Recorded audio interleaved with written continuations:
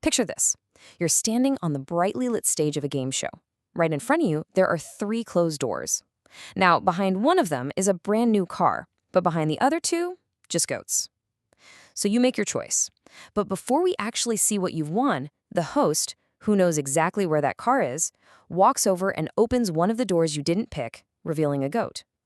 He turns to you, smiles, and asks if you'd like to switch your choice to the one remaining closed door.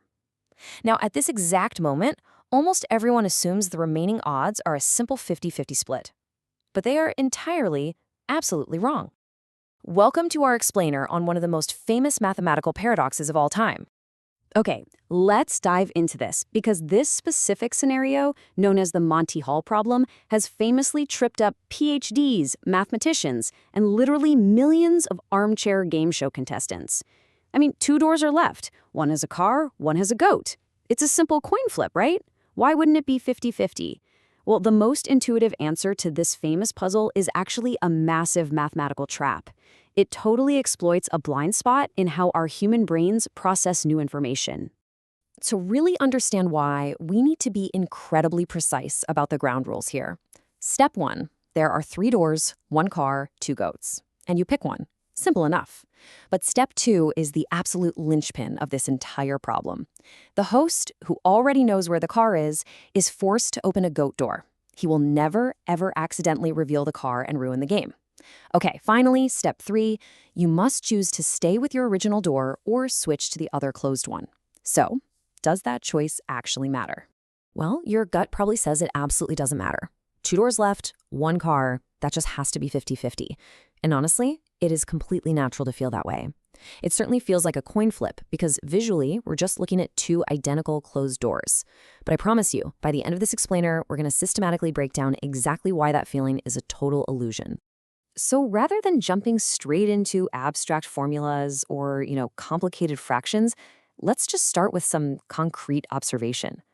Let's literally just count the possibilities. When you first stand in front of those three doors and make your initial pick, there are exactly three possible scenarios or cases that can play out. Let's map them out one by one. All right, let's walk through this carefully. Case 1. Let's say you miraculously picked the car on your very first try.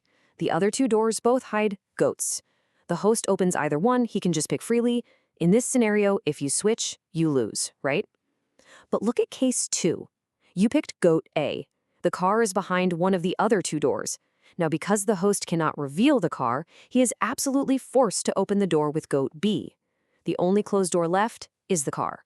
So, if you switch, you win. Now for case 3. You picked goat B. Same exact situation, the host is forced to open the door with goat A. You switch, and boom, you win again. And this brilliantly illustrates the undeniable tally here. The math is just inescapable. If your strategy is to always stay, you only win in case 1. That is exactly 1 out of 3 times. But if your strategy is to always switch, well, you win in case 2 and case 3. Switching literally doubles your chances of winning, bringing it to a solid 2 out of 3 times. Now, even looking at that logic, I know what some of you are thinking. It still feels wrong. Your gut might still be fighting this, whispering that a two-door choice just has to be 50-50. And hey, that's completely okay. When intuition clashes with logic like this, the best thing to do is just scale up the count. We don't have to guess. We can run this game mathematically to prove it really isn't a fluke. Let's say we program a computer to play this exact game 100 times, and it makes the stay choice every single time. The win rate tops out right around 33%. But if we run it another 100 times, making the switch choice every time, the win rate skyrockets to about 67%.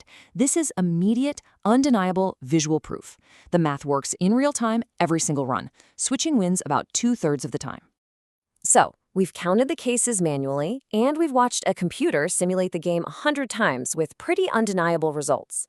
Now that we know the answer through sheer observation, let's shift the narrative into the formal mathematical fractions that actually govern these outcomes. Let's really look under the hood at the true probabilities here.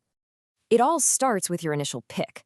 Think about it. When you walked up to those doors and made your very first choice out of the 3 options, you only had a 1 in 3 chance of picking the car. That is an absolute fact. There's a 33% chance you're pointing at the car, which means there is a massive 66% chance, a 2 in 3 probability, that the car is actually behind one of the doors you didn't pick. Now, what's really interesting about this setup is how the host's action changes things. Remember, your first door has a 1/3 chance. The other two doors together hold a 2/3 chance. When the host opens one of those unpicked doors to reveal a goat, he eliminates it. But that 2/3 probability doesn't just vanish into thin air.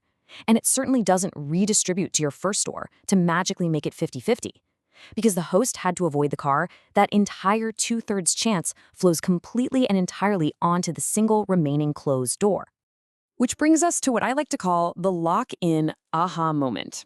This is the paradigm-shifting realization that will completely rewire how you look at this entire problem. Honestly, if you've been struggling to accept the math so far, this is the exact concept that's going to make it all click right into place for you. So the crucial point is this. Your first door's odds were permanently locked in the exact moment you picked it. The host opening a different door later cannot magically reach back in time and improve your initial 1 in 3 guess. When you choose to switch, you aren't just picking a new random door. You are essentially making a bet that says, I bet the car isn't behind my first door. And since there was a 2/3 chance your first door was wrong to begin with, betting against your very first choice is a highly profitable move. 2/3 of the time, you'd be absolutely right. Let's recap the core logic one last time to really cement this idea. Your first pick always has a 1 in 3 chance. The switch always has a 2 in 3 chance. The host opening a door doesn't even the odds, it concentrates them. By forcing a goat reveal, the host effectively transfers all the remaining probability onto that untouched door, rather than just resetting the board to a 50-50 coin toss. If you still have a lingering, weird sensation in your brain right now, don't worry. That is just probability doing its thing. Human intuition simply wasn't built to instinctively grasp concentrated odds. But now that you have the tools to see through the illusion, I leave you with this question. What counterintuitive puzzle is waiting for you next? Keep challenging your reality, keep looking for the underlying structure, and I'll see you in our next explainer.